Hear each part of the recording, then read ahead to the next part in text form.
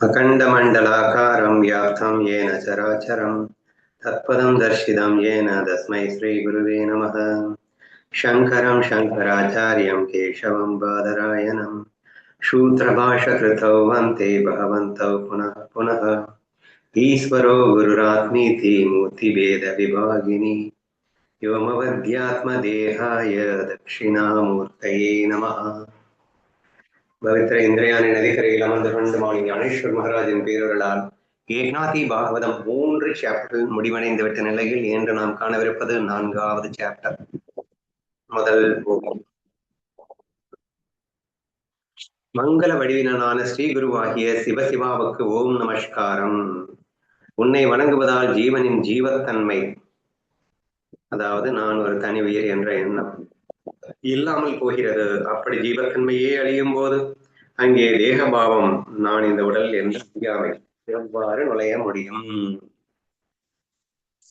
எப்பவுமே எந்த ஒரு சாப்டர் ஆரம்பிக்கிறதுக்கு முன்னாடியும் ஞானேஸ்வரியிலையும் சரி, இந்த ஏக்நாதி பாகவதத்திலையும் குரு வணக்கம் அப்படின்னு சொல்லிட்டு குரு வந்தனத்தை செலுத்தி கொண்டுதான் நமக்கு எல்லா சாப்டரும் ஆரம்பிக்கப்படும் என்பது நாம் அறிந்த விஷயம்தான். ஸோ இது புது சாப்டரு, அதனால இந்த சாப்டர் ஆரம்பத்துல குரு வணக்கம் நிறையவே கோவிகளாக படித்து அதுக்கப்புறம் தான் நம்ம சாப்டருக்குள்ள என்ட்ரி ஆகும். Why it is more and more essential அப்படின்னு சொன்னா, இந்த ஞான நிலையெல்லாம் நீங்க கத்துக்கணும் அப்படின்னா குரு பக்தி இல்லாம உங்களால கத்துக்க முடியாது. வெறும் தியரிட்டிக்கல் நாலேஜ் வந்து யார் வேணா கத்துக்கலாம், ஆனா அதை அனுபவபூர்வமா உங்களால அனுபவிக்க முடியுமான்னா அனுபவிக்க முடியாது. அப்ப அனுபவ சித்தமாக்கக்கூடியவர்கள் யாருன்னா அது குருமார்கள் மட்டும்தான். அப்ப குருவோடு நீ ஐக்கியப்படும் போது அந்த ஐக்கிய பாவமே அவர்களுக்கு அனுபவமாக மாறுகிறது. அப்ப அவர்களுடைய ஞான அனுபவம் என்பது முழுக்க முழுக்க தன்னால் அல்ல, அது தன் குருவால் தான் என்பதை அப்பட்டமாக புரிந்தவர்கள் அப்படின்னு வச்சுக்கலாம். சரியா? அப்போ எந்த ஒரு பெரிய ஞான யோகியா இருந்தாலும் அந்த ஞானத்தை கற்றுக் கொடுத்த அந்த குருவிடம் சரணடையாமல் அவனுக்கு ஞானம் ஏறி இருக்க வாய்ப்பே இல்லை. அந்த ஒரு ரீசன்னாலதான் எல்லா ஞானிகளுமே குரு பக்தி அப்படிங்கிற விஷயத்துல ரொம்ப ரொம்ப அதிகமா ஈடுபாடு வைத்திருக்கிறார்கள். ஏனென்றால் இந்த ஞானம் அவர்கள் அன்றி நமக்கு கிடைக்க வாய்ப்பே இல்லை அப்படிங்கிறது தான் அர்த்தம். அதை நீங்க சொல்லி கொடுத்துதான் வருது அப்படிங்கிறது இல்லை, அவர்கள் பக்கத்துல இருந்தாலே போதும். அவர்களுடைய வாழ்க்கையே நமக்கு ஒரு வழிகாட்டுதலாக அமைந்து விடுகிறது. அப்படிங்கிற ரீசன்னால இது அதிகமாக வலியுறுத்தப்படுகிறது அப்படிங்கிறத புரிஞ்சுக்கோங்க. ரெண்டாவது, the most easiest and the என்ன சொல்றது, ரொம்ப ரொம்ப கஷ்டமே இல்லாம ரொம்ப ஈஸியா நம்ம இந்த ஞானத்தை பெறும் ஒரு வழி அப்படின்னு சொன்னா சரணாகத பாவம் அப்படிங்கிறது எசென்ஷியல். இந்த பக்தி கிரந்தம் தான் இது. டோட்டலி வந்து இந்த கிரந்தமே பக்தி கிரந்தம் தான். ஞான கிரந்தத்துக்கே குரு அவசியம் அப்படின்னு சொன்னா இந்த பக்தி கிரந்தத்துல சொல்லவே வேணாம். ஸோ மோஸ்ட் எசென்சியல் பார்ட் அப்படிங்கிறத நம்ம புரிஞ்சுக்கணும். இந்த நான் என்ற அகந்தை அழிப்பதே ஒட்டுமொத்த ஞானம் அப்படிங்கிறது நமக்கு தெரியும். இந்த சரணாகத பாவம் குரு பாவம் அப்படிங்கிறது இந்த நானை ஒன்றுமில்லாமல் செய்து விடுகிறது. ஸோ பாவத்தை பாவத்தால் அழிப்பது, அறியாமை எனும் அகங்கார பாவத்தை குரு பக்தி எனும் பாவத்தால் நாம் அழித்து விட முடியும். இப்ப ரொம்ப ஈஸி தானே, முல்லை முள்ளால் எடுப்பது போல் அப்படிங்கிற மாதிரி இந்த அகங்காரத்தின் மேல் நாம் வைத்துள்ள இந்த ஆசை குருவின் மேல் நாம் திருப்பும் போது இந்த அகங்கார ஆசை அழிந்து விடுகிறது அப்படிங்கிற மாதிரி இருக்கு. So just divert your all the emotions towards your guru and God. அப்போ ஆட்டோமேட்டிக்கா உனக்கு இந்த நான் இல்லாமல் போய்விடும், விளைவாக நமக்கு ஆனந்தம் கிடைக்கிறது அப்படிங்கிறது தான் மேஜர் கான்செப்ட். ஸோ தேர்ஃபோர் குரு வந்தனம் அப்படிங்கிறது ரொம்ப ரொம்ப எசென்சியல். என்னது சொன்னதையே சொல்லிட்டு இருக்காரு அப்படிங்கிற ஃபீலிங் நமக்கு வரக்கூடாது. ஏன்னா நமக்கு அந்த குரு பாவம் வருகின்ற வரைக்கும் இதை மீண்டும் மீண்டும் படிப்பதில் நாம் ஆர்வம் மட்டுமே கொள்ள வேண்டும் அப்படிங்கிறத முதல்ல நம்ம புரிஞ்சுக்கணும். ஓகேவா? நான் படிக்கிறேன். மங்கள வடிவினான ஸ்ரீ குருவாகிய சிவசிவாவுக்கு ஓம் நமஸ்காரம். இவர் எல்லாவற்றையுமே, ஏன்னா குரு காட் அனன்ய பக்தி அப்படின்னா என்ன, அனைத்திலும் ஒன்றை காண்பது. இப்ப குரு அப்படிங்கிறது வேற, ஈஸ்வரன் வேற, சிவா வேற, பிரம்மா வேற அப்படின்னு எல்லாம் பார்க்க தெரியாத யாருக்குன்னா அனன்ய பக்தியில இருக்கிறவங்களுக்கு. எப்போ ஒரு குருவை தான் பிடித்து விட்டான் என்றால் அந்த குருவையே இறைவனாக காண்பான். குருவையே பிரம்மா, குருவையே விஷ்ணு, குருவையே ஈஸ்வரன் என்று குருவையே அனைத்துமாக காண்பதுதான் இங்கே உண்மையான அனன்ய பக்தி என்பதை நாம் எப்போதும் அறிவோம். சரியா? அப்படி இருக்கிறதுனால இங்கே அவர் எந்த பேரை குருன்னு சொல்லிட்டு எந்த பேரை சொன்னாலும் அவர் அனன்ய பக்தி இல்லைன்னு நீங்க நினைச்சிடக்கூடாது. தன்னுடைய குருவான ஜனார்தன மகாராஜையே அத்தனையிலும் அவர் காண்கிறார் என்றுதான் நீங்கள் புரிந்து கொள்ள வேண்டும் அப்படிங்கிறதையும் நான் முதல்ல சொல்லிக்கிறேன். ஏன்னா பேர் மாறி மாறி வருது அப்படின்னு நீங்க நினைச்சு கன்ஃபியூஸ் ஆக வேணாம். அவர் எந்த பேரில் கண்டாலும் தன் குருவை மட்டுமே அங்கே காண்கிறார், அனன்ய பக்தியிலே நிறைகிறார் என்ற ஒரு கண்ணோட்டத்தோட நீங்க கேளுங்க. ஓகேவா? சிவ சிவாவுக்கு ஓம் நமஸ்காரம். உன்னை வணங்குதலால் ஜீவனின் ஜீவத்தன்மை இல்லாமல் போகிறது. ஆக்சுவலா ஜீவத்தன்மைங்கிறது அகங்காரம் தானே, நான் இந்த தனி உயிர் அப்படின்னு நினைக்கக்கூடிய ஒரு ஃபீல். இப்பதான் கொஞ்ச நேரத்துக்கு முன்னாடி சொன்னேன், இந்த ஈகோவை தூக்குறதுக்கான சிம்பிளஸ்ட் அண்ட் ஈஸியஸ்ட் மெத்தட் சரணாகதி மட்டும்தான். அப்ப ஜஸ்ட் அவரை வணங்குவதால் ஆட்டோமேட்டிக்கா நம்மளுடைய அகங்காரம் நசிக்கிறது. ஜீவத்தன்மையே அழியும் போது அங்கே தேகபாவம் எப்படி இருக்க முடியும்? இப்போ அகங்காரம் இல்லாதப்போ நான் உடல் அப்படிங்கிறது தான் அகங்காரம். இப்போ நான் உடல் அப்படிங்கிற ஃபீலிங் மறைஞ்ச அடுத்த செகண்டு உனக்கு ஆட்டோமேட்டிக்கா தேக பாவமே இல்லாமல் போயிடும். தேக பாவமே இல்லை அப்படின்னா ஆட்டோமேட்டிக்கா லைக்ஸ் அண்ட் டிஸ்லைக்ஸ் சான்ஸே இல்லை அப்படிங்கிற மாதிரி ஆயிடும். So therefore that is what has been explained in the first OV.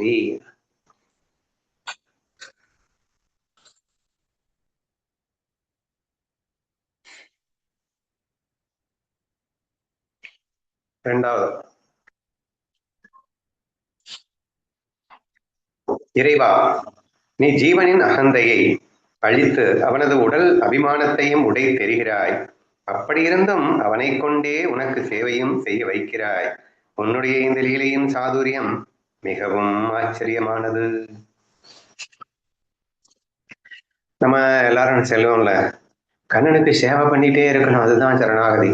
எப்பயுமே அவனுக்காக அடிமையாவே வாழணும், அதுதான் சரணாகதி அப்படின்னு சொல்லும்போது, நான் செய்கிறேன் என்ற பாவமே உடைஞ்சதுக்கு அப்புறம், நான்கிறதே இல்லாம போனதுக்கு அப்புறம், இங்க சேவை என்பதும் கூட என்னால் செய்யத்தான் முடியுமோ? இப்போ ஒரு பக்தன் பகவானிடம் சேவை செய்யும் போது, நான் சேவை செய்யறேன் அப்படின்ற ஃபீலிங்ல அவன் செய்வான்னு நினைக்கிறீங்களா? அப்ப நான் செய்யலை அப்படின்னா அப்ப யார் செய்யறாங்க? என்னை ஆட்டுவதும் அணுவணுவாய் அசைப்பதும் என் குருவே என் கண்ணனே என்று தீர்மானமாக முடிவு செய்து விட்டிருந்த அவனுக்கு அந்த சேவை என்பதும் கூட இறைவனே. அப்போ இறைவனுக்காகவே சேவை செய்கின்றான்னு சொன்னா எப்படியோ அப்படியாக மாறிவிடுகிறது அப்படிங்கிறதே ரொம்ப ஈஸி டு அண்டர்ஸ்டாண்ட் தானே. அதைத்தான் இந்த இடத்துல ரெப்ரசன்ட் பண்ணியிருக்காரு. என்ன அழகா சொல்லியிருக்காருன்னா, எப்ப நீ சரணாகதி ஆயிட்டியோ அப்போ ஆட்டோமேட்டிக்கா நம்மளுடைய ஜீவ தன்மையை இழந்துடுறோம். நேச்சுரலி உடல் அபிமானம் சுத்தமா இல்லாம போயிடும். ஸோ உடல் அபிமானமும் போயிடுச்சு, ஜீவனின் அகந்தையும் போயிடுச்சு. ஆனா அதுக்கப்புறமும் நான் சேவை செய்யறேன். ஆனா நான் எப்படி செய்ய முடியும்? நான் தான் உடல் அபிமானமே இல்லையே, அகந்தையே இல்லையே. அகந்தை இல்லாம எப்படிடா சேவை செய்யறதுன்னா, நான் செய்யல, இறைவன் செய்ய வைக்கின்றான். அவனை கொண்டே உனக்கு சேவை செய்ய வைக்கிறாய் அப்படின்னா என்ன அர்த்தம்? கண்ணன் கண்ணனுக்கே சேவை பண்ணிக்கிறான்னு அர்த்தம். ஏன்னா அவன் செய்யல, அவனை கொண்டே சேவையும் செய்ய வைக்கிறாய் அப்படின்னு சொல்லதன் வாயிலாக கண்ணனே கண்ணனுக்கு சேவை செய்கிறான் என்று புரிந்து கொள்ள வேண்டும். உன்னுடைய இந்த லீலையின் சாதுரியம் மிகவும் ஆச்சரியமானது. அதனாலதான் அது லீலைக்காக தானங்க பண்ண முடியும். எனக்கு நானே சேவை பண்ணிக்கிறதுன்றது பண்ணணும்னு அவசியமே இல்லை. ஆனாலும் பண்ணிக்கிறேன். எதுக்குன்னா பண்ணுக்கு தான் பண்ண முடியும், வேற எதுக்கு பண்ண முடியும்? அப்போ நான் நானாகவே இருக்கும்போது, எந்த சேவையும் எனக்கு அவசியம் இல்லாமல் இருக்கும்போது, ஒரு பண்ணுக்காக நானே எனக்கு சேவகனாகவும் பக்தன் பகவான் அப்படிங்கிற பாவமாகவும் மாறிக்கொண்டு எனக்கே நானே சேவை பண்ற மாதிரி சும்மா நாச்சுக்கும் கற்பனையில லீல தானப்பா பண்ண முடியும், உண்மையில பண்ண முடியாது என்ற அத்வைத ரகசியத்தோடு இங்கே சொல்லப்பட்டிருக்கின்றது. அதனால இந்த லீலையின் சாதுரியம் மிகவும் ஆச்சரியமானது அப்படின்னு சொல்லி முடிக்கிறார். அன்று கங்காசுரனின் உயிரை எடுத்த பின்பும் அதனுடைய உடலாகிய பாஞ்சஜன்ய சங்கை நீயே ஏந்தி ஒலிக்க செய்தாய். அதுபோலவே நீ எனக்குள்ளே புகுந்து என் உடலை இயக்கி என்னை செயல்பட வைக்கிறாய். ஏக்நாத் மகாராஜ் வந்து தன் குருநாதனை எப்படி எல்லாம் பாக்குறாரு அப்படிங்கிறத நம்ம பாக்குறோம். ஆக்சுவலா பாஞ்சஜன்ய சங்கு கண்ணன் வச்சிருப்பான் இல்லையா, அந்த சங்கு வந்து சங்காசூரன் அப்படின்னு ஒரு அரக்கன் இருந்திருக்கான். அந்த சங்காசூரனின் அரக்கனை கொன்ற பிறகு அப்படின்னா உயிரை எடுத்த பின்பு அவனுடைய உடல் அப்படிங்கிறது தான் பாஞ்சஜன்ய சங்கு என்று கதை இருக்கின்றது. உங்களுக்கு யாருக்காவது கதை தெரியும்னா சொல்லுங்க. இந்த கதை வருதா? அதான் ஒரு குருவோட குழந்தை கடல்ல தொலைஞ்சு போச்சு அப்படிங்கும்போது அங்க போய் கடலுக்குள்ள போய் ஒரு அசுரனை கொள்வார்ல, அவன் தான் சங்காசுரன். குருவுடைய மகனை மீட்டுறதுதான் ஒரு அசுரனை கொண்டுட்டு அந்த குழந்தைய கூட்டிட்டு வருவார் இல்லையா, அவன் தான் சங்காசுரன். சங்கா மாறிடுவான், சங்க எடுத்துட்டு வருவார். அவன் உயிரை எடுத்த பிறகு அவனுடைய உடல் சங்காக மாறிவிடுகிறது. அந்த சங்கு தான் பாஞ்சஜன்ய சங்கு என்று அழைக்கப்பட்டு கண்ணன் சங்கை நீயே ஏந்தி ஒலிக்க செய்தாய். ஸோ கண்ணன் வந்து அதை ஒலித்துக் கொண்டிருக்கிறான் அல்லவா? அது எக்ஸாம்பிளா காட்டியிருக்காரு. ஏன் எக்ஸாம்பிளா காட்டுறாருன்னா, அந்த மாதிரி நீ எனக்குள்ளே புகுந்து என்னுடலை இயக்கி என்னை செயல்பட வைக்கிறாய். இப்ப இந்த சங்கை யார் ஊதுறா? கண்ணன் ஊதுறான். சங்குன்னா என்னது? உடம்பு. அந்த உடம்பை யார் இயக்குறா? கண்ணன். அப்படித்தான் கண்ணா அல்லது குருவே, நீங்கள் என்னுடலில் புகுந்து என்னுடலை இயக்கி என்னை இந்த கிரந்தத்தை எழுத செய்கிறீர்கள் அப்படிங்கிற மாதிரி ஒரு உபமானத்தோட இந்த விஷயத்த சொல்லியிருக்காரு. சங்கு எழுப்பும் மதுரமான ஒலி உண்மையில் அதை ஊதுபவனின் குரலே ஆகும். சங்கிற்கென்று தனி ஒலி இல்லை. அதுபோலவே நான் என்னென்ன பேசுகிறேனோ அந்த பேச்சுக்கள் அனைத்தும் உன்னால் மட்டுமே அளவர வெளிப்படுகின்றன. அது சங்கன்னு இல்லைங்க, நீங்க எனி மியூசிக்கல் இன்ஸ்ட்ருமெண்ட் வேணா எடுத்துக்கோங்க. இப்போ உதாரணமா ஒரு புல்லாங்குழல் இருக்குன்னு வச்சுக்கோங்களேன். இந்த புல்லாங்குழல் கண்ணன் வாயில வச்சு இசைச்சா அது எவ்வளவு கேட்கறதுக்கு ரம்யமா இருக்கும். என் வாயில கொடுத்தீங்கன்னா அது இன்னும் குழலை யாராலையும் கேட்கவே முடியாம போயிடும். அப்போ அதுக்கு நீங்க வந்து புல்லாங்குழலை குற்றம் சொல்லுவீங்களா அல்லது குழலை வைத்து ஊதியவனின் திறமையை பொறுத்து அது அமைகிறதா அப்படின்னு கேட்டீங்கன்னா, கண்டிப்பாக ஊதியவனின் திறமையை பொறுத்துதான் அங்கே அழகும் அழகின்மையும் வருகிறது என்பது கண்டிப்பா நம்ம எல்லாருக்குமே தெரியும் இல்லையா? ஸோ அந்த மாதிரி இங்க எக்ஸாம்பிள் காட்டியிருக்காரு. புல்லாங்குழல் பதிலா இங்க சங்கை காட்டியிருக்காரு. அப்போ சங்கை வழியாக நீ ஊதுற அப்படின்னு சொன்னா, அந்த ஊதுபவனுக்கே அந்த சங்கிலிருந்து வெளிப்பட்ட அந்த வாத்தியம் அப்படிங்கிறது ஊதுபவனுக்கே சொந்தமே தவிர அது சங்கிற்கு சொந்தம் அல்ல. ஏன்னா உங்களுக்கு சங்கு ஒரு வேற புரியறது கஷ்டமா இருந்ததுன்னா ரொம்ப easy to understand. Any musical instrument நீங்க எடுத்துக்கலாம், கீபோர்டோ என்ன வேணா எடுத்துக்கோங்களேன். ஒரு எக்ஸ்பர்ட் வாசிக்கிறதுக்கும் நீங்க வாசிக்கிறதுக்கும் டிஃபரன்ஸ் இருக்குல்ல. அப்போ என்னது மியூசிக் இன்ஸ்ட்ருமெண்ட் லூஸ் மாதிரி வாசிக்குது அப்படின்னு நீங்க தப்பா வாசிச்சுட்டு அந்த இன்ஸ்ட்ருமெண்ட்டை குறை சொல்லுவீங்களா? அப்ப ரொம்ப சூப்பர்பா வாசிச்சுட்டான். அப்புறம் வாட் இன்ஸ்ட்ருமெண்ட்ல கூட எக்ஸ்பர்ட் வந்து சூப்பர்பா வாசிடுவான். So the credit goes not for the instrument, the credit goes only the user of that instrument அப்படிங்கிற மாதிரி வருது இல்லையா? ஸோ அதை எக்ஸாம்பிள் எடுத்துக்கிட்டீங்கன்னா ரொம்ப ஈஸியாக அண்டர்ஸ்டாண்ட் பண்ணிக்கலாம். இப்போ எதுக்கு இந்த உபமானத்தை காட்டுறாரு அப்படின்னா, இப்போ என் உடலை இயக்குபவது யாருன்னா கண்ணன் அல்லது குரு. அப்போ இந்த உடல் என்னதான் ஒரு சூப்பர்பா செயல்பட்டாலும் அல்லது கிரந்தத்தை ரொம்ப அதிக அழகா வந்தாலும் அல்லது அழகில்லாம போனாலும் அல்லது பிபின்னு சும்மா வந்து கழுத கூட கேட்காத மாதிரி பாடினாலும் இங்க நான் இல்லப்பா responsibility, because I am just a tool before the God. குருவுக்கும் கண்ணனுக்கும் எனக்கு நான் கருவியாகி விட்டேன். இப்ப இந்த கருவியிலிருந்து வெளிவருகிறது எல்லாம் முழு பொறுப்பு என் குருவை தவிர நான் அல்ல என்ற விஷயத்தை ஆழமாக பிரதிபலிப்பதற்காக இந்த உதாரணம் சொல்லப்பட்டிருக்கிறது. இப்ப மறுபடியும் சொல்லிட்டு அவங்களுக்கு புரியும். சங்கு எழுப்பும் மதுரமான ஒளி உண்மையில் அதை ஊதுபவனின் குரலே ஆகும். தங்கிற்கு ஒளி இருக்கிறதா என்ன? அது போலவே நான் என்னென்ன பேசுகிறேனோ அந்த பேச்சுக்கள் அனைத்தும் முன்னால் மட்டுமே அளவுற வெளிப்படுகின்றன. இந்த கிரந்தம்ல பேசப்படுகிறது இல்லையா? அந்த கிரந்தத்துல பேசுறது எல்லாம் நான் பேசல, நீங்க தான் பேசிட்டு இருக்கீங்க என்பதை சூசகமாக சுட்டி காட்டுகின்றார் இந்த உதாரணத்தின் வாயிலாக. இப்போது எனது இந்த உடல் அசைகிறது என்றால் அது உன்னுடைய ஆட்களின் சேர்க்கையால் தான் நடக்கிறது. என்னால் செய்யப்படும் அனைத்து கர்மங்களும் உன்னுடைய அதிகாரத்தின் பலத்தினால் மட்டுமே நிறைவேறுகின்றன.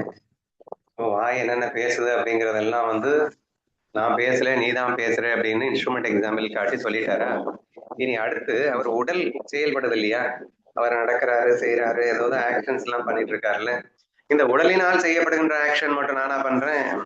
அதுவும் நீதான் பண்ற. உன்னுடைய ஆற்றலின் சேர்க்கையால் அல்லவோ இந்த உடலை சேர்க்கிறது. என்னால் செய்யப்படும் அனைத்து கர்மங்களும் உன்னுடைய அதிகாரத்தின் பலத்தினால் மட்டுமே நிறைவேறுகின்றன. அவன் நன்றி அனுபவம் அசையாதங்கிற பாயிண்ட் தான் இங்க சொல்லியிருக்காரு. ஸோ என்ன வேலை நான் பண்ணினாலும் எந்த செயல் நான் பண்ணினாலும் அது உன்னுடைய ஆக்கத்தினால் ஆற்றலினால் தான் நடைபெறுகிறது அப்படிங்கிற விஷயத்தை தெளிவுபடுத்தி இருக்கிறார். இறைவா, என் உடலில் விளங்கும் நான் என்ற உணர்வாக நீயே மாறிவிட்டாய். உன்னுடைய பிராண சக்தியை கொண்டுதான் என் உடலில் உள்ள பிராணனம் இயங்குகிறது என்பதை நான் அறிவேன். இதுதாங்க சரணாகத பாவத்தினுடைய உச்சகட்டமே. The moment when you completely surrender to God, automatically, அடிக்கடி நான் சொல்லுவேன்ல, என் குருவிற்கு இப்போது 4 கைகள் 4 கால்கள் வந்து விட்டனது போல, 4 கண்கள் வந்து விட்டனது போல அப்படின்னு நம்ம சொல்லியிருக்கோம் இல்லையா? அப்போ இந்த டூல் அவருக்குன்னு ஒரு பாடி இருக்கு, அது ஒரு டூலா யூஸ் பண்ணிட்டு இருந்தா கூட இங்க பக்தன் என்ன பண்றான்னா இந்த டூலும் சேர்ந்து அவருக்காக இப்ப வேலை செய்ய ஆரம்பிக்குது அப்படின்னு நம்ம பார்த்தோம் இல்லையா? அப்போ இங்க என்ன அதை ரெப்ரசன்ட் பண்ணியிருக்காருன்னா, என் உடல் விளங்கும் நான் என்ற உணர்வாக நீயே மாறிவிட்டாய். இப்ப இந்த உடம்பு இந்த ஸ்ரீ அப்படின்னு இருக்கேன்னு வச்சுக்கோங்களேன், நான் ஞானதேவர்கிட்ட புதுசா சரண்டர் ஆயிட்டேன். நான் ஞானதேவரிடம் முழுமையாக சரணடைந்து இந்த உடம்பானது முழுக்க முழுக்க அவருக்காக செயல்பட ஆரம்பிச்சிருச்சு அப்படின்னு வச்சுக்கோங்க. இப்ப நான் அவர்கிட்ட கொடுத்துட்டேன்ல இந்த மைண்டை நான் அவர்கிட்ட கொடுத்ததுக்கு அப்புறம் நான் அந்த மைண்டை யூஸ் பண்ண மாட்டேன். ஆனா இந்த உடம்பை வேலை செய்யணும்னா மைண்டை யூஸ் பண்ணி ஆகணும். அப்ப இந்த மைண்டை யூஸ் பண்ணாதான் இந்த உடம்பு வேலை செய்யும். மைண்டை யார் யூஸ் பண்றது? நான் அங்க ஒப்படைச்சாச்சுன்னா அவர் தான் யூஸ் பண்றாரு. சரியா? அப்போ என் குருவின் மனமாக என் மனம் மாறுகிறது என்று புரிகிறதா? அப்போ இங்கதான் அதான் சொல்லிருக்கேன். இப்ப என் மனசுல அகந்தை இருந்தது. அங்க நான் ஸ்ரீன்ற அகந்தை இருந்தது. ஆனா இப்போ நான் என் மௌலி அப்படிங்கிற அகந்தையாக மாறுகிறது. ஏன்னா இங்க நான் அப்படிங்கிறது என்னவா மாறிடுச்சுன்னா மௌலியா மாறிடுச்சு. ஏன்னா அவருடைய மனம் தான் என் மனம் மாறிடுது. ஏன்னா அவருடைய இயக்கம், அவர் என்ன நினைக்கிறாரோ அதுதான் இது செய்ய போகுது. அப்படிங்கிறப்போ இது ஒரு நல்ல பாயிண்ட், நல்லா புரிஞ்சுக்கோங்க. என்னுடலில் விளங்கும் நான் என்ற உணர்வாக நீயே மாறிவிட்டாய். நான் ஸ்ரீகாந்த் அப்படிங்கிற ஃபீல் ஞான தேவ் ஃபீலா மாறுது அப்படின்னு புரிஞ்சுக்கணும். உன்னுடைய பிராண சக்தியை கொண்டுதான் என்னுடலில் உள்ள பிராணனும் இயங்குகிறது என்பதை நான் அறிவேன். அதே மாதிரி குவைட் நேச்சுரலி இங்க என்னுடைய இயக்கம் அப்படிங்கிறது இது சக்தி இருப்பேன். எனக்கு ஒரு சக்தி இருக்கிறதுனால நான் இயங்குறேன். ஏய் நான் 100 கிலோ தூக்கு வேண்டா, இந்த சக்தி என்னுடைய இதல்ல, நான் தூக்கு வேண்டாம் அப்படின்னா அந்த சக்தியை நீ சொந்தம் கண்டாரு. இங்க சக்தியே நான் இல்லை, என் குருநாதனின் பிராணனே தான் என்னையும் இயக்கிக் கொண்டிருக்கின்றது. ஆதலால் இங்கே நான் என்ற பேச்சுக்கே இடமில்லை என்ற விஷயத்தை இங்கே சுட்டி காட்டியிருக்கிறார்.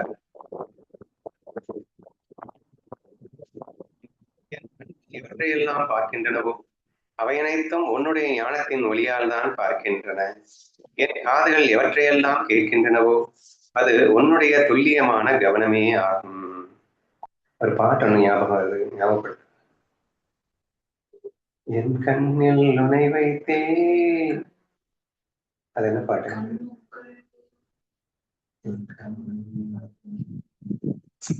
என் கண்ணில் நுனை வைத்தே நான் காண்கிறேன்.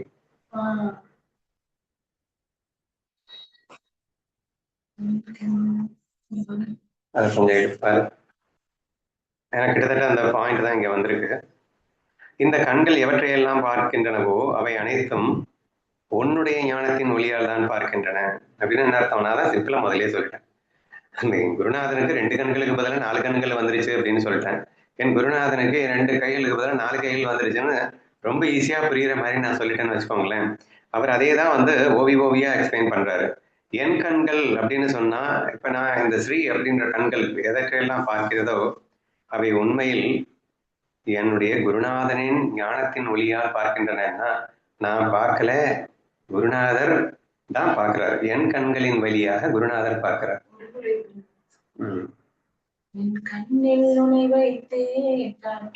அப்படியே அந்த பாட்டு ஃபுல்லாவே படி. ஒரு முறை பிறந்தேன் உனக்கென உயிரையும் நான் தருவேன், மனதினில் உன்னை சுமப்பதினாலே மரணத்தை தாண்டி வாழ்ந்திருப்பேன், என் கண்ணில் உன்னை வைத்தே காட்சிகளை காண்பேன், ஒரு நிமிடம் உன்னை மறக்க முயன்றதில்லை, தோற்றே நீயே என் ஜீவனடா, நீயே என் ஜீவனடா. ஸோ இந்த லைன்ஸ் 100% இந்த இடத்துல சூட் ஆகும் அப்படிங்கிறத நீங்க புரிஞ்சுக்கோங்க. ஸோ அதனாலதான் அந்த பாடம் எடுக்க சொன்னேன். ஸோ கம்ப்ளீட்லா சரண்டர் ஆனதுக்கு அப்புறமா இங்கே என் கண்ணில் உனை வைத்தே நான் காட்சிகளை பார்ப்பேன் அர்த்தம் அப்படியே சூட்டபுளா வருது பாருங்க. பிகாஸ் நான் பார்க்கல, அவர் என்ன பார்க்கிறாரோ அதுதான் நீங்க என் கண்ணில் பார்த்து கொண்டிருக்கிறது. இங்க நானே இல்லைங்க, நானே இல்லாத பிறகு நான் என்னத்தை பார்க்கிறது? ஸோ என் குருநாதன் பார்க்கின்றான் என் கண்களின் வழியாக, என் குருநாதன் கேட்கின்றான் என் காதுகளின் வழியாக. அது கண்களுக்கு அடுத்த வரி காதுகள். என் காதுகள் எவற்றையெல்லாம் கேட்கின்றனவோ அது என்னுடைய துல்லியமான கவனமே ஆகும். அதாவது உன்னுடைய துல்லியமான கவனமே ஆகும்னா என்னங்க அர்த்தம்? நான் கேட்கல, என் காது வழியாக கேட்பது நான் அல்ல, என் காதுகள் வழியாக கேட்பது என் குரு ஞான தேவனே அப்படிங்கிற அந்த ஃபீலிங் தான் அந்த சரணாகதியினுடைய முக்கியமான பாயிண்ட். ஓகேவா? ஒவ்வொன்னா சொல்லிட்டு வர்றாரு. என் நாக்கு எந்தெந்த சுவைகளை எல்லாம் சுவைக்கிறதோ அது உன்னுடைய சுவைக்கும் தன்மையினால் தான் நடக்கின்றது. எதையாவது தெரிந்து கொண்டு மகிழ்கிறது என்றால் அந்த தூய்மையான அறிவும் திறனும் உன்னுடையதே. ஸோ இங்கே டோட்டலாக whatever I do, whatever I eat, whatever I think, whatever I take a decision, புத்தி. ஸோ இப்படி எல்லாமே ஒவ்வொன்றா வந்து சொல்லிக்கிட்டே வராரு.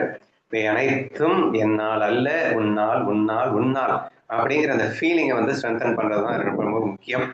என் நாக்கு எந்தெந்த சுவைகளை எல்லாம் சுவைக்கிறதோ அது உன்னுடைய சுவைக்கும் தன்மையால் தான் நடக்கிறது. எப்படி புரிஞ்சுக்கலாம்? இப்போ நம்ம இதை வந்து எப்படி சொல்லணும் அப்படின்னா, அப்படிங்கிறது ஒண்ணு இல்லைன்னா இது ஜடமா தான் இருக்கும். இதுவும் உடம்பு, நாக்கு, இந்த மனசு எல்லாம் ஆனா ஜடம் ஒரு இண்டிவிஜுவல் கான்சியஸ் வந்ததுனால் தோன்றியது. ஆனா இங்க என்ன ஆச்சு?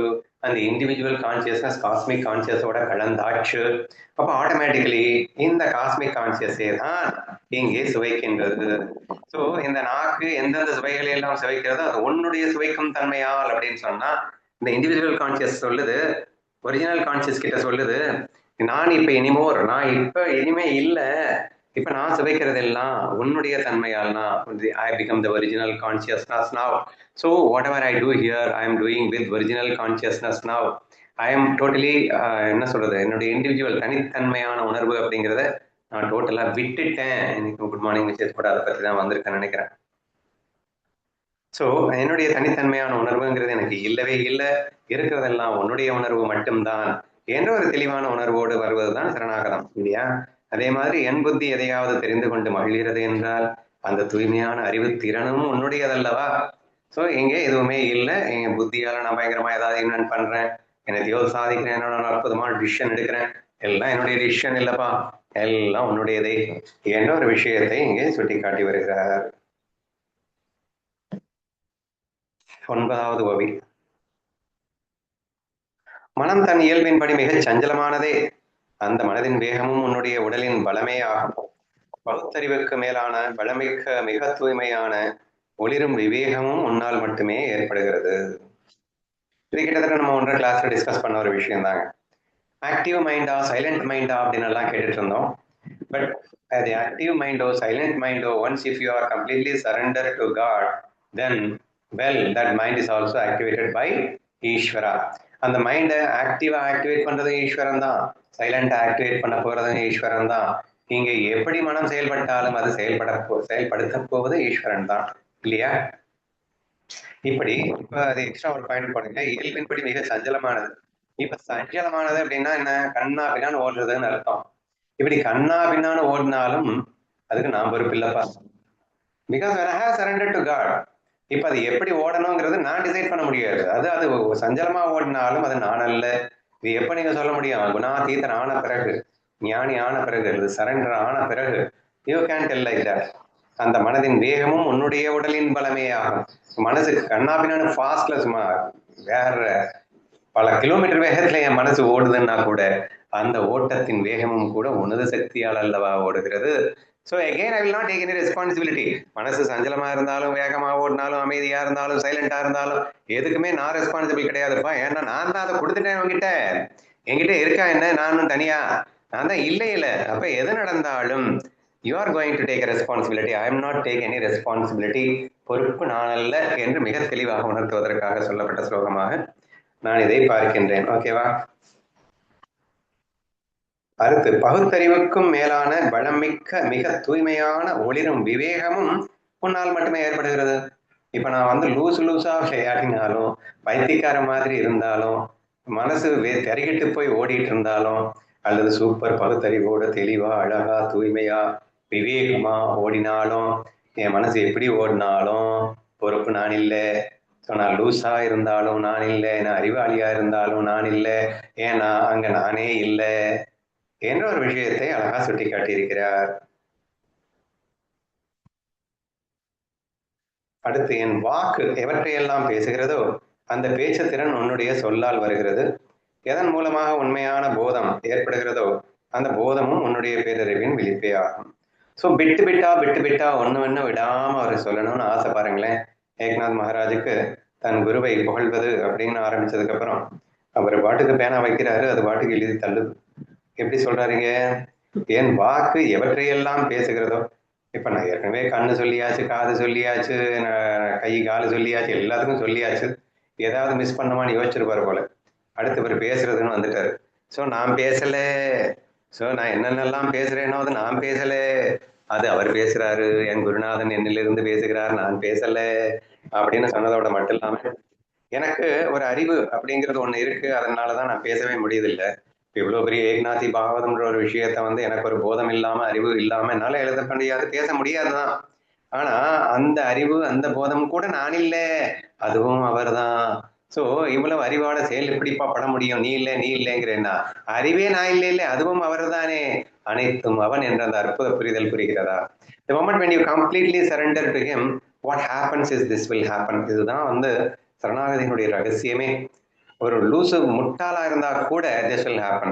காவபாய் அப்படிங்கிறவரு எந்த அளவுக்கு ஒரு ஒண்ணுமே தெரியாதவராக இருக்கின்றார், ஆனால் அப்படியே ஏக்நாத் பாவனாக மாறுகின்றார்.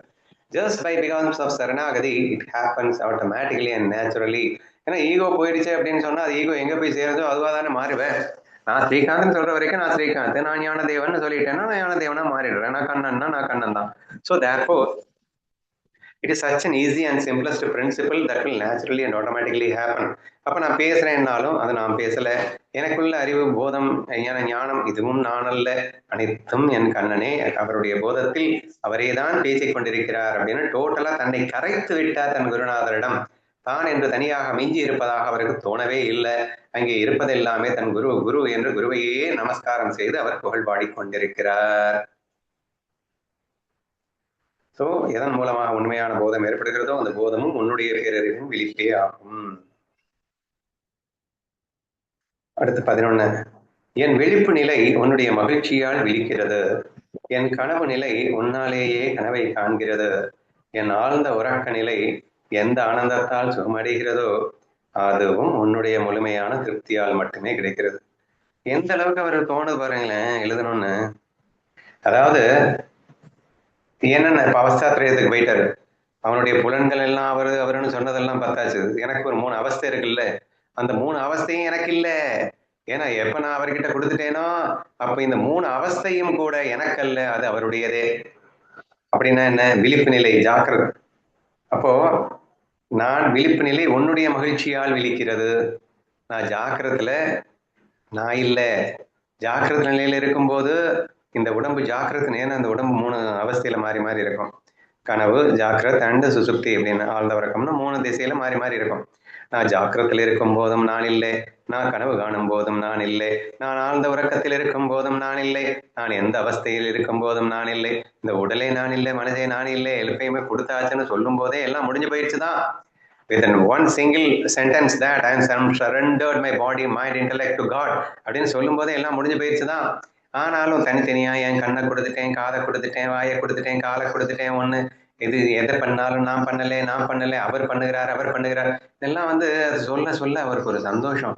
என் குருநாதனை நினைக்கிறதுக்கு ஒரு வாய்ப்பு தருவதில்லை. இங்க நான் அளிக்கிறதுக்கும் என் குருநாதனை மெய்சிலிர்த்து பார்ப்பதற்கும் ஒரு வாய்ப்பாக அமைகின்றது என்ற காரணத்தினால் அவர் பாடிக்கொண்டே செல்கின்றார்.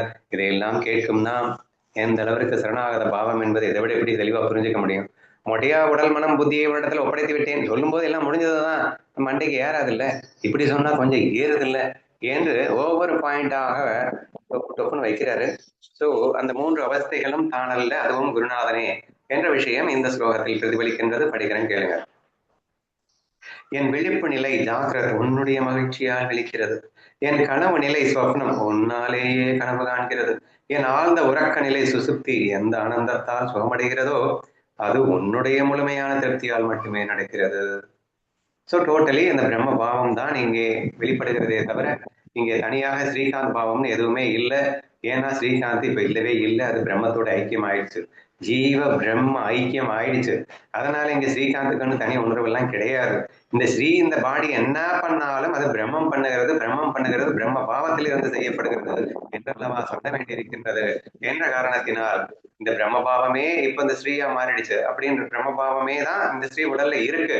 அப்ப இந்த 3 அவஸ்தை திரைகளும் இந்த ஸ்ரீக்கு அல்ல, அதுவும் கூட மாயையாக விரிந்த அந்த பரபிரம்மனுக்கே என்று புரிந்து கொள்ள வேண்டும், அல்லது ஈஸ்வரனுக்கே அல்லது என் குருவுக்கே என்று புரிந்து கொள்ள வேண்டும். ஓகேவா?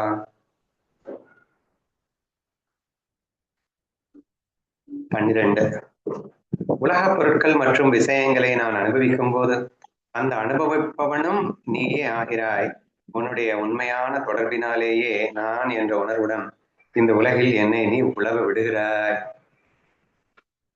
இப்ப அடுத்து இந்த உடம்பு எதையாவது சாப்பிடும், சுகபோகத்தை அனுபவிக்கும், உடனே நான் சுகபோகத்தை அனுபவிச்சுட்டேன்னு நீங்க பாட்டுக்கு நினைச்சிடாதீங்க. இந்த உடலை வைத்துக்கொண்டு இந்த உலக பொருட்கள் மற்றும் விஷயங்களை அனுபவிக்கும் போது, சரியா, அங்கே போக்தாவாக இருப்பதனால ஸ்ரீ எப்ப பிரம்மத்துக்குள்ள போயிடுச்சோ, இங்க வந்து குரு கண்ணன்னு வச்சுப்பாங்க. பிரம்மம்னு கூட நம்ம ரொம்ப கன்ஃபியூஸ் பண்ண வேணாம். ஏன்னா இங்க வந்து ஈஸ்வர சரணாகதி தான் நடைபெற்றுக் கொண்டிருக்கிறது, குரு சரணாகதி தான் நடைபெற்றுக் கொண்டிருக்கிறது. அது இன்டர்ன் ஆட்டோமேட்டிக்கலி பிரம்மபாவமா மாறப்போகுது. அது ஃபர்ஸ்ட் ஸ்டெப் இஸ், அதை என்னமோ சொல்லுவாலே ஈஸ்வரார்ப்பணம், அதுக்கப்புறம் பிரம்மார்ப்பணம் அப்படிங்கிறது ஆட்டோமேட்டிக் ப்ராசஸா நிகழும் அப்படின்னு வச்சுக்கோங்களேன். ஸோ தேர்ஃபோர் இப்போதைக்கு நீங்க உங்க குரு அல்லது காட் அப்படின்னே கூட நீங்க இமேஜின் பண்ணா ரொம்ப ஈஸி தான். அப்போ ஏன்னா போக்தா அப்படின்னு ஒன்று இருக்கு இல்லையே, பிரம்மபாவத்துக்கு போயிட்டீங்கன்னா கர்ம கர்த்தா போக்தான்னு வந்துடும், அப்புறம் கன்ஃபியூஸ் ஆயிடுவேன். ஏங்க பிரம்ம போக்தா இல்லைன்னு சொன்னீங்க அப்படின்னா, பொய் போக்தாவா இருக்கிறது பிரம்மன் தானே, ஆனால் பேர் மாத்திடுவோம். பொய் போக்தாவா இருக்கும்போது பிரம்மனுக்கு பேர் என்ன, ஈஸ்வரன். ஜீவன் அப்படின்னு பேர் மாறிடும்னு வச்சுக்கோங்க. இங்க ஜீவனோ ஈஸ்வரன் ஐக்கியம் ஆயிட்டான். அப்ப அந்த போக்தா யாரா இருக்க முடியும், ஈஸ்வரனாக மட்டும்தான் இருக்க முடியும் என்று நாம் புரிந்து கொள்ள வேண்டும். பக்தியை பொறுத்த வரைக்கும் ஜீவனுக்கு போக்தா என்ற பெயர் கூட சொல்லப்பட மாட்டாது. அதாவது ஜீவன் முக்தனுக்கு, ஞானியான ஜீவன் முக்தனுக்கு போக்தா என்று நம்ம சொல்ல முடியாது. ஏன்னா அவங்க வந்து ஈஸ்வர சரணாகதியில் இருக்கிறாங்க. ஈஸ்வரனை மட்டுமே போக்தா என்று எடுத்துக்கொள்ளலாம். கண்ணனை வேணா சொல்லலாம் போக்தான்னு, ஏன்னா அவன் வந்து லீலைகள் பல புரிந்ததால் பக்தர்களை போக்தா என்று சொல்வதற்கு இயலாது அப்படின்னு புரிஞ்சுக்கணும். ஓகேவா? அதனால இங்க என்ன சொல்லிட்டாருன்னா, நான் அனுபவிக்கிற அனுபவம் எதுவுமே நான் அல்ல, அது நீயே தான் அப்படின்னு. பொருட்கள் மற்றும் விஷயங்களை அனுபவிக்கும் போதும் அந்த அனுபவிப்பவனான போக்தா நீயே ஆகிறாய். உன்னுடைய உண்மையான தொடர்பினாலேயே நான் என்ற உணர்வுடன் இந்த உலகில் என்னை நீ உழவிடுக. ஆக்சுவலா இப்ப இந்த உடம்புல நான் சொல்லிட்டு ஒரு உடம்பு உலகில் இருக்குல்ல, இந்த நான் அந்த நீதான் அப்படிங்கிறாரு. இப்ப நான் இல்லாம இந்த உடம்பு இருக்க முடியாதுன்னு நம்ம பேசிட்டு இருப்போம். அப்போ இந்த நான் ஸ்ரீகாந்த் நீங்க நினைச்சிடக்கூடாது. அவரே தான் இப்ப நானும் நினைச்சுக்கிறாரு. நான் ஸ்ரீகாந்த் என்று நினைப்பவன் யாருன்னா ஞானதேவன். ஞானதேவனே நான் ஸ்ரீகாந்த் அப்படின்னு பேசிப்பாரு. டே நீ யாரா அப்படின்னு யாராவது கேட்டாங்கன்னா நான் ஸ்ரீகாந்த்னு தான் சொல்லுவேன். அப்ப நான் ஸ்ரீகாந்த் சொல்றேங்கிறதுனால நான் சொல்றேன், நீங்க ஸ்ரீகாந்த் சொல்றான்னு நினைச்சிடக்கூடாது. ஸ்ரீகாந்த் தான் என்னைக்கோ வந்து ஞானதேவன்ட்ட ஒப்படைச்சாச்சு. அப்ப ஞானதேவன்ட்ட ஒப்படைச்சதுக்கு அப்புறமும் கூட உங்க பேர் என்னன்னு கேட்டா நான் ஸ்ரீகாந்த்னு சொல்லுவேன்னா நானா சொல்லிட்டு இருக்கேன். இந்த நான் சொல்லிட்டு இருக்கிறதும் என் குருநாதன் தான். அவன் தான் இந்த உடம்பை இயக்கி அந்த வாயை திறந்து நான் ஸ்ரீகாந்த்னு பேச வச்சிட்டு இருக்கான் என்றெல்லாம் சொன்னதுக்கு அப்புறம் அப்ப இந்த நானாக, ஏன்னா இந்த நான் செயல்படும், சரணாகதிக்கு அப்புறமும் இந்த நான் இருக்கும், இந்த உடம்பு இருக்கும், இது செயல்படும் இல்ல. அப்ப உங்களுக்கு டவுட் வந்துறது இல்லை. அதனால இதை ஒவ்வொரு வரியா சொல்ல வேண்டியது இருக்கு. இந்த உடல் பேசும், கண்ணு பார்க்கும், காதை வெறுக்கும், அனுபவிக்க, இப்படி ஒவ்வொன்னா எல்லாம் பண்ணா கூட நான் பண்ணலடா, என் கண்ணன் தாண்டா உள்ள இருந்து பண்ணிட்டு இருக்கான். நிறைய எக்ஸாம்பிள் முதலே சொல்லிட்டாரு. புல்லாங்குழல் ஓசை ஊதிக்கொண்டிருந்தால் கருவிக்கா சொந்தமானது, அது ஊதுபவனுக்கே பொறுப்பாகும் அல்லவா, இது வெறும் கருவிடா, எதை இயக்கிட்டு இருக்கிறவ அவன் தாண்டா என்ற ஒரு முழுமையான தெளிவுக்கு நம்ம கொண்டு வந்துட்டதுனால இங்க நான் அப்படிங்கிற அந்த பேஸ் ரூட்டும் கூட நான் இல்லை, இப்ப நான் ஸ்ரீகாந்த்னு சொல்லிக்கிட்டு இருக்கிறது கூட என் குருநாதன் தான் என்ற விஷயத்தை அழகாக பிரசன்ட் பண்ணியிருக்கிறார். உன்னுடைய உண்மையான தொடர்பினாலேயே நான் என்ற உணர்வுடன் இந்த உலகில் என்னை நீ உழவ விடுகிறாய், என்னை நீ உழவ விடுகிறாய் நான் என்ற உணர்வுடன் அப்படின்னு சொல்லும் போது, அப்ப நான் ஸ்ரீகாந்த்ங்கிறத இருக்கு, அவர் வந்து உலாவிய வச்சிருக்காருன்னு நினைக்கக்கூடாது. நான் ஸ்ரீகாந்த் என்ற உணர்வாகவும் அவரே இருந்து இந்த உடலை இயக்கிக் கொண்டிருக்கிறார் என்று புரிந்து கொண்டால் மிகச் சரியாக இருக்கும் என்பது எனது கருத்து. என்னை ஒரு மரப்பாவையாக அப்படின்னா பொம்மலாட்ட பொம்மையாக மாற்றிவிட்டு நீ அதன் சூத்திரதாரியாக இருக்கின்றாய். உன்னுடைய ரகசிய கயிற்றை அசைத்து விசித்திரமான பல செயல்களை என்னை வைத்து செய்கிறாய். Easy to understand shloka. பல இடங்களில் நீங்க கேள்விப்பட்டிருப்பீங்க, பொம்மலாட்டத்தின் பொம்மையாக நான் ஆகிவிட்டேன். இனி அந்த கயிற்று நீங்க பொம்மலாட்டம் பார்த்துருப்பீங்கன்னு நினைக்கிறேன். ஒருத்தன் வந்து நான் பார்த்துருக்கேன் மதுரையில ஒரு எக்ஸிபிஷன்ல, ஸ்கூல்ல கூட நடக்கும்ல முன்னாடி. ஆமா. ஸோ ஒருத்தன் வந்து ஒரு சின்ன பாக்ஸ் மாதிரி இருக்கும், அந்த பாக்ஸ்க்குள்ள பொம்மைகளை வச்சிருவாங்க. ஒரே ஒருத்தன் தான் இருப்பான், 10 பேர் கூட இல்லை, ஒரே ஒருத்தன் 10 விரல்ல 10 பொம்மையை மாட்டிப்பான்.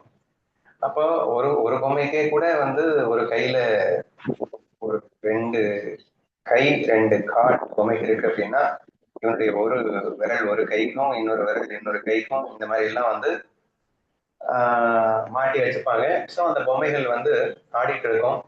நீங்க அந்த பேக்ரவுண்ட்ல இருந்து அந்த ஆற்றவனை பார்த்தீங்கன்னா மட்டும்தான் அதை கண்டுபிடிக்க முடியும். நமக்கு எப்படி காட்டுவாங்க அப்படின்னா, அந்த பாக்ஸ் மாதிரி சொன்னேன் இல்லையா, அந்த பாக்ஸ் மட்டும் தான் நமக்கு காட்டுவாங்க. அப்போ அந்த பாக்ஸ்குள்ள பாத்தீங்கன்னா அந்த பொம்மைகள் அழகா வந்து ஒரு பெரிய டிராமா மாதிரி ஆடிட்டு இருக்கும். இந்த பொம்மைகள் ஆடும்போது ஏதோ பொம்மைகள் தானாவே ஆடுற மாதிரி உங்களுக்கு தெரியும். ஆக்சுவலா அது தானா ஆடுறது இல்லை. ஒரு நூலை கொண்டு அந்த பொம்மலாட்டக்காரன் அதை ஆடி கொண்டிருப்பான். அது ஆடுவது போல் நம் கண்களுக்கு தெரியும். சரியா? எல்லாருக்கும் தெரிஞ்ச ஒரு எக்ஸாம்பிள் தான். ஸோ இங்க இந்த பொம்மலாட்டம் ஈஸி டு அண்டர்ஸ்டாண்ட் எக்ஸாம்பிள். நமக்கும் அப்படி அவன் ஆட்டிட்டு இருக்கான், நம்ம ஆடுறோம்ன்ற ஃபீலிங் இருக்க மாட்டேங்குது. பொம்மைக்கு மேல ஒரு நூல் போயிட்டு அவன் கையில பிடிச்சிக்கும். அதனால நமக்கு தலைக்கு மேல ஒரு நூல் இல்லை. அதனாலதான் நானே ஆடுறோம்னு நினைச்சுக்கிற மாதிரி எனக்கு தெரியல. அப்படி ஒரு வேலை வந்து அப்படி ஒரு கட்டுப்பாட்டுல அவன் வச்சிருந்தா நமக்கு எல்லாம் தோணிருக்கும் போல. நான் ஆடலையே, அவன் தான் ஆடுறான். புது பையன், நீ நினைச்சதெல்லாம் அவன் தான் ஆடிட்டு இருக்கான், நீ நினைச்சதெல்லாம் நடந்துகிட்டா இருக்கு. So it's mere experience of all of அவனுக்கு அனுபவம் அசையாது, என்னால் ஆக போவது ஒன்றுமில்லை. எல்லாருமே ஒப்புக்கொள்ளப்பட்ட உண்மை. சயின்டிஸ்ட்ல இருந்து கிரியேட்டிவிட்டி பீப்புள்ஸ் லைக் சினி ஃபீல்ட்ல இருக்கக்கூடிய கிரியேட்டர்ஸ்ல இருந்து எல்லாருமே ஒப்புக்கொள்ளப்பட்ட ஒரு மகத்தான உண்மை என்ன அப்படின்னு கேட்டீங்கன்னா, நான் அல்ல அப்படிங்கிறது தான். ஏன்னா கிரியேஷன்ஸ் எல்லாமே ஆட்டோமேட்டிக்கா வரும்போது நான் எப்படிங்க சொந்தம் கொண்டாடிக்க முடியும்? நானே மெஷின் பண்ணும்போது நான் பண்ணிட்டு இருந்தேன். கடைசியில ஒரே போட்டு எனக்கு வந்து உனக்கு நான் இல்லை லூசு, நீ எங்க பண்ணிட்டு இருக்க, நான் தானே உனக்கு ஐடியா கொடுத்துட்டு இருக்கேன்னு சொன்னானா இல்லையா? அப்போ அந்த ஐடியா வந்ததுக்கு அப்புறம் தான் எனக்கு புரிஞ்சதுன்னு சொன்னேன். பட் இந்த கிரியேட்டர்ஸ் எல்லாருக்குமே தெரியும். ஏன்னா இது தானாக வருகிறது அப்படிங்கிறது தான். எப்படிங்க அப்படின்னு கேட்பாங்க. எப்படிங்கெல்லாம் இல்லாம ஒன்சே இந்த ஃபீல் வந்து கண்டிப்பா எல்லா கிரியேட்டர்ஸுக்குமே உண்டு. And therefore it is very easy to understand that நம்மால் ஆக போவது எதுவும் இல்லை, அனைத்தும் அவன் ஆட்டுகின்றான், நாம் ஆடுகின்றோம் என்பதே உண்மை. இந்த உண்மை யாருக்கு தெரியுது? பக்தனுக்கு தெரியுது. சரணாகதியான இந்த ஏகநாதருக்கு தெரியுது. நமக்கு தெரியலையே. அதனால அவருக்கும் தெரிஞ்ச மாதிரி நமக்கும் தெரியணும். அதுக்காக சொல்லப்பட்ட எக்ஸாம்பிள் தான் இது. என்னை ஒரு மரப்பாவையாக மாற்றிவிட்டு நீ அதன் சூத்திரதாரியாக இருக்கிறாய். உன்னுடைய ரகசிய கயிற்றை அழைத்து விசித்திரமான பல செயல்களை என்னை செய்ய வைத்து சேவிக்கின்றாய். இப்படிப்பட்ட ஸ்ரீ ஜனார்த்தனனே, உலகை இயக்கும் தூய அறிவு வடிவானவனே, சித்கணனே, கருணையுள்ள உலக உயிரே, உன்னுடைய அருளால் உன்னுடைய ஸ்ரீ பாதங்களுக்கு செய்யும் இந்த நமஸ்காரத்தை உனக்கே அர்ப்பணிக்கின்றேன். இப்ப இவ்வளவு நேரம் இறைவன் சொன்னாரு, சிவசிவான்னு சொன்னாரு, என்னென்னமோ பேரெல்லாம் சொல்லிட்டு இருந்தாரு. நான் முதல்ல சொல்லிட்டேன், இந்த எல்லா பேருக்கும் சொந்தக்காரன் ஜனார்த்தனனே அப்படின்னு நான் முதலே சொல்லிட்டேன். அதை கடைசியா இங்கே அவர் வெளிப்படுத்துறாரு. இப்படிப்பட்ட ஸ்ரீ ஜனார்த்தனனே அப்படின்னு சொன்னதன் வாயிலாக இவ்வளவு நேரம் அவர் யாரை சொல்லிக் கொண்டிருக்கிறார் என்பதை நீங்கள் புரிந்து கொண்டிருப்பீர்கள் என்று நம்புகின்றேன். ஓகேவா? ஏன்னா ஒரு இடத்துல இறைவா அப்படிங்கிறாரு. அப்படி என்ன சொன்னாலும் அவர் ஜனார்த்தனத்தை சொல்கிறார். இப்படிப்பட்ட ஸ்ரீ ஜனார்த்தனனே, உலகை இயக்கும் தூய அறிவு வடிவானவனே. இங்க ஆட்டோமேட்டிக்கா ஈஸ்வரனுக்கு பிறந்தது பாருங்க. உலகை இயக்கும் தூய அறிவு வடிவானவனே, கருணையுள்ள உலக உயிரே. ஏன்னா கண்ணனை தான், அவர் குருநாதரை தான் இறைவனாகவும் குருநாதரை தான் பார்ப்பாங்க. எல்லாத்தையுமே தன் குருவே தான் இங்கே அனைத்துமாக இருப்பதாகத்தான் காண வேண்டும் அப்படின்றதையும் சேர்த்து புரிஞ்சுக்கோங்க. ஓகேவா? உன்னுடைய அருளால் உன்னுடைய ஸ்ரீ பாதங்களுக்கு செய்யும் இந்த நமஸ்காரத்தை உனக்கே அர்ப்பணிக்கின்றேன். அதாவது இவர் போயிட்டு நமஸ்காரம் பண்றாரு பாதங்களுக்கு. சரியா? நான் வந்து என் குருநாதனுக்கு பாத நமஸ்காரம் பண்றேன். அந்த பாத நமஸ்காரம் நான் பண்ணணும்னா கூட அவர்கள் எல்லாம் என்ன பண்ண முடியுமோ? பண்ண முடியாது. அவர்கள் பாதிச்சாதான் நான் அவன் காலில் விழக்கூட முடியும். சரி, உணர்வுகளால் உன்னுடைய ஸ்ரீபாதங்களுக்கு. அப்போ அவன் காலில் விழுறதுக்கே அவர்கள் தான் வந்ததுக்கு அப்புறமா இந்த நமஸ்காரத்தை இப்ப நமஸ்காரம் பண்ணதுனால எனக்கு ஒரு நன்மை கிடைக்கும்ல, அந்த நன்மை எனக்கு இருக்கு. அதுவும் உனக்கே அர்ப்பணிச்சிடுறேன். உன் காலில் விழுந்து வர்றதுனால ஏற்படக்கூடிய நன்மைகளையும் உனக்கே அர்ப்பணிக்கின்றேன். உன்னுடைய ஸ்ரீபாதங்களுக்கு செய்யும் இந்த நமஸ்காரத்தையும் உனக்கே அர்ப்பணிக்கின்றேன் என்று அற்புதமாக சொல்லியிருக்கின்றார்.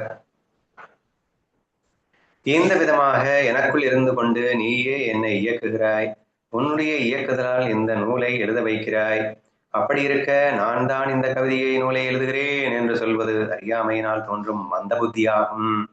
கண்டிப்பா ஏக்நாத் மகாராஜுக்கு இப்படி ஒரு சான்ஸ், இந்த புத்தி வர்றதுக்கு வாய்ப்பே இல்லை அப்படிங்கிறது கண்டிப்பா உங்களுக்கு எல்லாருக்கும் புரிஞ்சிருக்கும் நம்புறேன். சோ கண்டிப்பா என்னுள் இருந்து இந்த கிரந்தத்தை எழுத வைப்பது நீயே அப்படிங்கிற ஃபீலிங்கை வெளிப்படுத்தி இருக்கிறார். ஏகநாதனாகிய நான் ஜனார்த்தனிடம் ஒன்றிவிட்டேன், அல்லது ஜனார்த்தனனே ஏகநாதனாக விளங்குகிறான். ஏகா ஜனார்த்தனன் என்ற வெவ்வேறான பெயர்களாகிய ஆபரணங்களை அணிந்து கொண்டு நீ ஒருவனாகவே இந்த உலகில் பிரகாசிக்கின்றாய். இதுக்கு மேல எப்படிங்க சொல்றது? பூரண சரணாகதியை இதுக்கு மேல எப்படி எக்ஸ்பிளைன் பண்ண முடியும்னு எனக்கு தெரியல. 2 நாமங்களும் உனதே அப்படின்ட்டாருங்க, அவ்வளவுதாங்க. இங்க ஏகநாதன் வேறே ஜனார்த்தனன் வேறேன்னு கிடையாது. 2 பேர் ஒருத்தனுக்கு வச்சுட்டா 2 பேர் ஆயிருப்பாங்க. இப்ப எனக்கே வந்து விமல் ஸ்ரீகாந்த் அப்படின்னு 2 பேர் இருக்கு அப்படின்னா அங்க 2 பேர் தனித்தனியா இருக்கும். ஒருத்தன் தான் ஒருத்தனுக்கு 2 பேரை வைத்தது போல் அப்படின்ற மாதிரி அழகா எக்ஸ்பிளைன் பண்றாரு பாருங்க. ஏகநாதனாகிய நான் ஜனார்த்தனிடம் ஒன்றிவிட்டேன். இப்ப 2 ஒன்னு ஆயிடுச்சு. அல்லது ஜனார்த்தனனே ஏகநாதனாக விளங்குகின்றான். இப்போ ஆட்டோமேட்டிக்கா நான் எப்ப சரண்டர் ஆயிட்டேனோ அப்ப ஆட்டோமேட்டிக்கா இந்த உடம்பு யாருடையது? ஜனார்த்தனுடையதாயிடுது. என்னுடைய 2 கண்கள் அவருடைய கண்களா மாறிடுச்சு, என்னுடைய 2 கைகள் அவருடைய கைகளா மாறிடுச்சு அப்படின்னா இந்த உடம்பை வந்து ஜனார்த்தனன் தான் நீங்க சொல்லணும். ஸ்ரீகாந்த் இஸ் நோமோர்ல சரண்டர் ஆனதுக்கு அப்புறம் இப்ப ஜனார்த்தனன் மட்டும் தானே இருக்கான் அப்படிங்கிற மாதிரி ஏகநாதர் சொல்லுகிறார். ஜனார்த்தனனே ஏகநாதனாக விளங்குகிறான். அப்புறம் நெக்ஸ்ட் ஏகா ஜனார்த்தனன் என்று ஏகநாத் ஜனார்த்தனன் என்ற வெவ்வேறான பெயர்களாகிய ஆபரணங்களை அணிந்து கொண்டு ஒருவனாகவே இந்த உலகில் பிரகாசிக்கின்றார். இங்க இருக்கிறது 2 பேர்லாம் கிடையாது. ஒருத்தனுக்கு 4 கண் இருந்துச்சு, ஒருத்தனுக்கு 4 கை இருந்துச்சு, 4 கால் இருந்துச்சு அப்படின்னா 2 பேர்னு சொல்லிடுவீங்களா என்ன? அங்க 2க்கு இருக்கணும்னா தனித்தனி மனசு இருக்கணும். இங்கதான் மனசை தான் கொண்டு போய் கொடுத்தாச்சாங்க. அதனால நீ ஒருவனுக்கே இந்த 2 பெயர்களாகிய ஆபரணங்களை அணிந்து கொண்டு செயல்படுகிறாய்ன்னு சொல்லிட்டு அந்த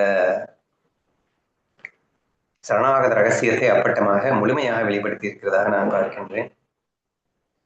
தங்கத்தால் செய்யப்பட்ட ஆபரணமும் அந்த ஆபரணத்தால் நிறைந்துள்ள தங்கமும் எவ்வாறு ஒன்றுதானோ அதுபோலவே ஏகநாதனும் ஜனார்த்தனனும் ஒருவரே, இருவரும் அந்த ஜனார்த்தன வடிவமாகவே விளங்குகிறார்கள் என்பதை அறிவாயாக. இதை இத்தனை சொன்னா பத்தாதுன்னு அதுக்கு ஒரு எக்ஸாம்பிள் வேலைப்பா. தங்கத்தால் செய்யப்பட்ட ஆபரணமும் அந்த ஆபரணத்தால் நிறைந்துள்ள தங்கமும். தங்க வேற ஆபரணம் வேறையா? இல்ல ஆபரணம் வேற தங்க வேறையா? எல்லாம் 2 ஒண்ணுதானே. அந்த மாதிரிதான் இங்க ஜனார்த்தனனை தங்கமாகவும் ஏகநாதனை ஜுவல்லாகவும் வச்சுக்கலாம். இல்ல மாத்தையும் வச்சுக்கிட்டாலும் ஒன்றும் தப்பு இல்லை.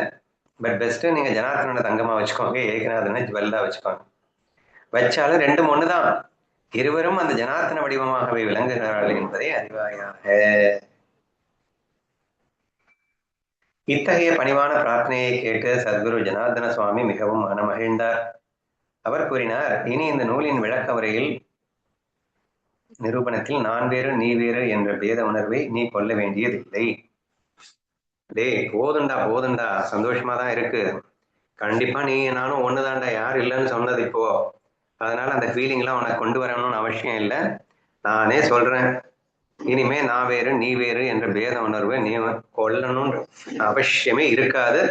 ஏன்னா நீயும் நான் ஆயிட்ட, நம்ம 2 பேரும் ஒண்ணுதான் அப்படின்னு சொல்லிட்டு அவர் யாராவது கேட்கணும்னு அவர் பரவாது. ஸோ அதனால பீடிகை போட்டுக்கிட்டே போக அவரும் டிக்ளேர் பண்ணிடுறாரு. கற்பூரத்தோடு நெருப்பு இணையும் போது அந்த கணமே கற்பூரத்தின் தனித்தன்மை அழிந்து நெருப்பாகி விடுகிறதே, அதுபோல ஒரு சிஷ்யன் தன் சத்குருவை சந்திக்கும் போது அவனில் இருக்கும் நான் நீ என்ற பேத உணர்வு உடனே மறைந்து விடுகிறது. ரொம்ப ஈஸி டு அண்டர்ஸ்டாண்ட் தான். ஏன்னா கற்பூரம் நெருப்பா மாறிடுறது இல்லையா? அதே மாதிரி சிஷ்யன் குருவாக மாறி விடுகின்றான். அதுக்கப்புறம் எங்க நானு நீனு 2ஆ தனியா இருக்கிறதுக்கு 2 ஒன்னானதுக்கு அப்புறம் இங்க ஒண்ணுதானே இருக்க முடியும். இன்னொன்று அழிந்து விடுகிறது என்பதை புரிந்து கற்பூரம் காணாம போயிடும், சிஷ்யன் காணாம போயிடுவான், குரு மட்டும்தான் இருப்பாரு. எந்த அறிவினால் இந்த பேத உணர்வு வலியுமோ அந்த ஆத்ம ஞானமே ஸ்ரீ மகாபாகவதத்தில் நிலக்கப்பட்டுள்ளது. அந்த பழமையான வரலாற்றை வசுதேவருக்கு நாரதர் ஒரு உரையாடலாக கூறுகிறார். நம்ம மெதுவா கதை ஆரம்பிக்க போகுது. குருவந்தனம் முடிந்து விட்டது. இன்னைக்கு கதையை நம்ம ஸ்டார்ட் பண்ண போறோம்.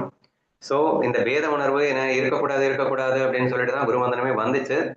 அப்படிப்பட்ட இந்த பேத உணர்வு எனக்கு கம்ப்ளீட்டா ஒன்றை விட்டு போகணும்னா அதுக்கு ஒரு ஆத்ம ஞானம் நிஜபோதம் தேவை.